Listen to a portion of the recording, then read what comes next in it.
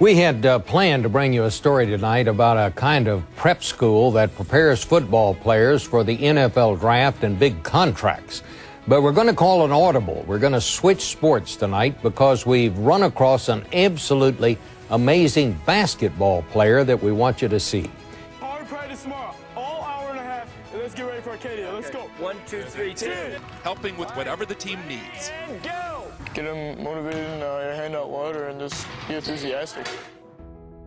I want to share a story with you that will melt your heart. I grew up in Rochester, New York, and down the road from where I grew up, there's a high school where one of the most unbelievable emotional sports moments ever took place. This wasn't the NBA, it wasn't March Madness, this was a public high school gym. There were no celebrities there, there were no scouts, there was just some wooden bleachers and a story that somehow made its way around the world. And what's wild is that when it happened, nobody thought it would be famous because the person at the center of it wasn't supposed to matter. He wasn't the star, he wasn't even a player. He was the water carrier. He was the towel guy. He was the ball boy, and he had autism. His name was Jason McElwain. Most unlikely hero, a special ed student by the name of Jason McElwain. Let's keep it going. Jason is the basketball team manager. For the past couple years, he's been assisting Coach Jim Johnson, helping with whatever the team needs. And go! Get them motivated and hand out water and just be enthusiastic. Enthusiastic, to say the least.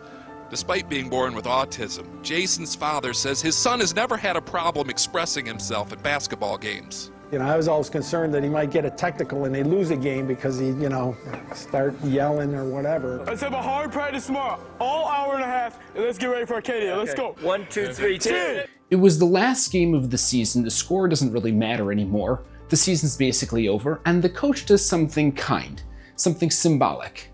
He puts in the team manager, Jason, also known as J-Mack, who's autistic, he has special needs. He's a kid who showed up every day, he helped the team, he loved the game, but never played a real minute. Now, nobody expects anything. You can even hear it in the crowd. This isn't tension, this is, a polite applause. And then he shoots. Swish, nice moment, good for him. And then he makes another one. Okay, that's interesting. Then he makes a third three-pointer. Okay, now something shifts in the gym. You can feel it. People stop sitting. They stop clapping politely. They start leaning forward because this isn't charity anymore. This guy is for real. Shot after shot from the corner, from the wing, hands in the face, 6 3-pointers in a row, 20 points in 4 minutes, and the gym absolutely loses its mind. For the last game of the season, Coach Johnson decided to let Jason actually suit up. Not to play necessarily, just to let him feel what it's like to wear a jersey. At least that was the plan. But with 4 minutes to go in last week's game, Coach Johnson stood up and pointed to number 52, Jason McElwain. After years of fetching water and toweling off other people's sweat, Jason was actually in a game. His first shot was a 20-footer from the right baseline. Was it close? Did you almost make it? I just airballed it. I'm like, just, dear God, please, let's just get him a basket. His second shot missed too, but the third was a charm. A 3-point no-doubter. And Jason wasn't done yet. Not by a long shot. If I wasn't there to witness it, I wouldn't have believed it, You caught fire. I just caught fire. I was hot as a pistol. Jason ended up shooting 6 3-pointers. One right after the other. He had 20 points total, and each time a shot went in, his teammates and the crowd went a little crazier.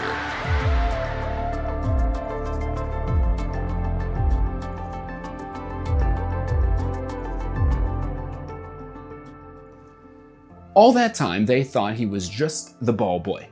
But maybe he wasn't. Maybe he was a player who never got put in the game. Maybe he had it in him and no one ever thought to look.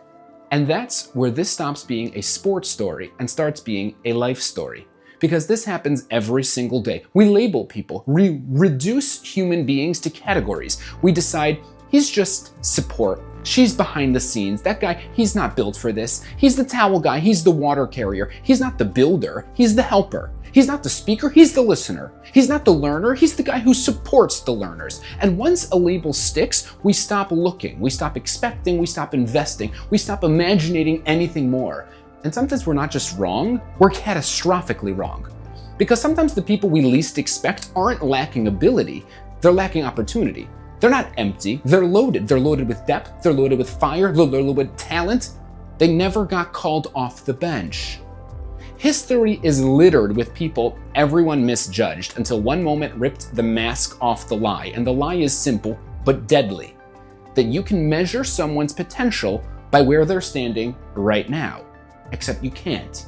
Because sometimes the towel guy is the deadliest shooter in the gym. Sometimes the quiet one is carrying oceans of Torah no one ever bothered to tap into. Sometimes the guy nobody turns to is the only one with the courage to step forward when everyone else freezes. And sometimes, if we're being honest, the most underestimated person in the room is the one looking back at you in the mirror. Because here's the part that should make us a little uncomfortable. Sometimes we do it to ourselves. We hand ourselves the towel. We grab the water bottle, we stand on the sidelines and say, I'm not really cut out to learn Torah, I'll just support it. I'm not the type who gives shiurim, I'll just attend them. I'm not built for real chesed, I'll just send checks to those who are. And those are respectable roles. They're honorable roles. But at the end of the day, they're sideline roles. Maybe the story of Jason McElwain isn't just inspirational, maybe it's accusatory. Maybe you've been showing up your whole life being dependable, being helpful, being nice, but never stepping onto the court. Not because you couldn't play, but because somewhere along the way you decided you weren't a player, you were just a towel boy. Well, Judaism doesn't believe in towel boys. Judaism doesn't believe in spectators. The Torah wasn't given to fans, it was given to participants. You don't need to be the star, you don't need to hit 9 shots in a row, but you do need to take the shot, because the tragedy isn't missing. The tragedy is never trying. The tragedy is convincing yourself that you're just the ball boy. But maybe you're not. Maybe Jason McElwain isn't the story. Maybe Jason McElwain is you.